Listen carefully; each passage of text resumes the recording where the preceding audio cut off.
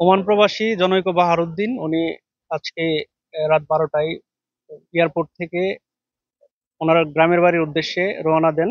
রওনা দেওয়ার পরে আপনার ঘটনাস্থল যেখানে নোয়াখালী জেলার বেগমগঞ্জ থানাধীন পূর্ব চন্দ্রগঞ্জ নামক স্থানে ওনাদের বহনকারী হাইস গাড়িটি নিয়ন্ত্রণ হারিয়ে পার্শ্ববর্তী খালে পড়ে যায়। খালে প্রচুর পানি ছিল এবং স্রোত ছিল।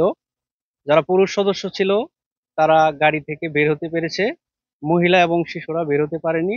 এই ঘটনায় একই পরিবারের 7 জন সদস্য নিহত হয়েছে।